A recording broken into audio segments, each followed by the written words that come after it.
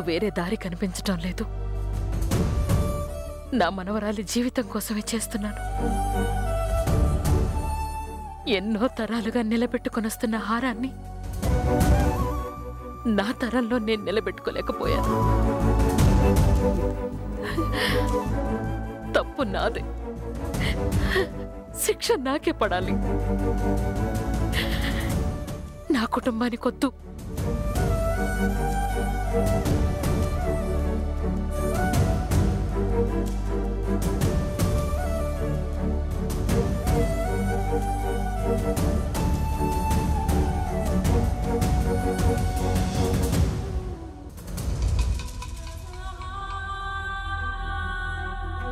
పెద్దబాబు,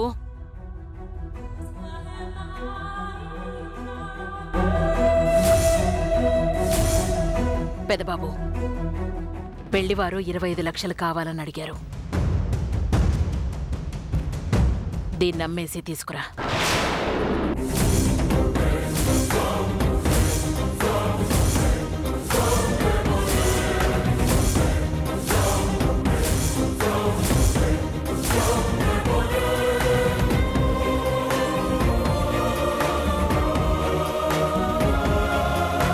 ఏంటి పెద్దబాబు,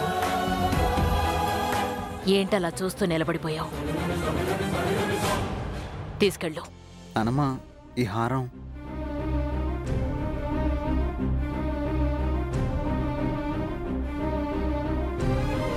మా నాన్నమ్మ బాల త్రిపురంధేశ్వరి వారిది. అదేంటి నానమ్మా, ఈ హారం గురించి చాలా గొప్పగా చెప్తుంటావు కదా, దీన్ని మనం కాపాడుకోవాలని చెప్తుంటావు కదా, అలాంటిది తప్పలేదు పెదబాబు. కొన్ని కావాలనుకుంటే కొన్నింటిని వదులుకోవాలి. మనకు త్రిపుర పెళ్లి చేయడం ముఖ్యం. వాళ్ళకిచ్చిన మాటని నిలబెట్టుకోవడం ముఖ్యం.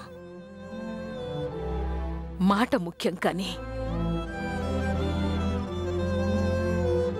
వస్తువు కాదు.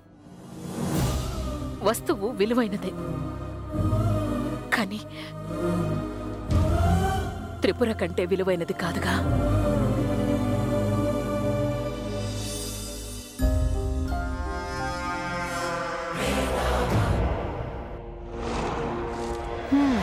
ఇదేంటి, ఇప్పుడు ఈ హారం ఎందుకు తీశారు? ఓహో, ఇది హాంఫట్టేనా? మాకొకటి ఉన్నది అని గొప్పగా చెప్పుకోవడానికి ఈ హారం ఒకటి ఉంది అనుకున్నాను. ఇప్పుడు అది ఉండడం లేదా?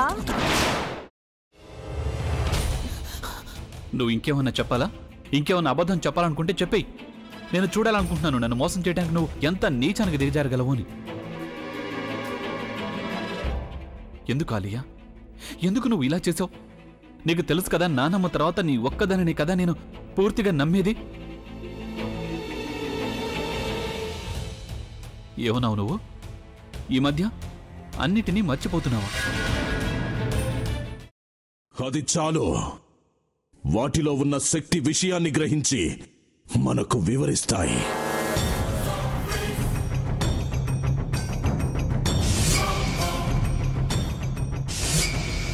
ఎవరు ఆ దండ విప్పొద్దు, గది తలుపులు తెరవద్దు.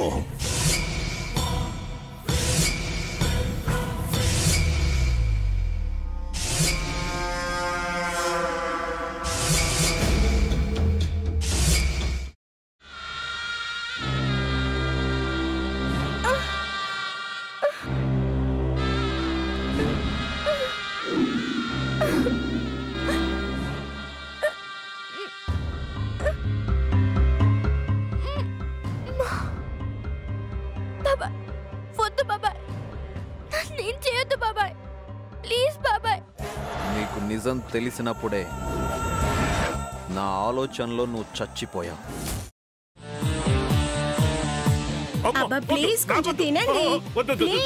భీమారావు గారు, మీరా?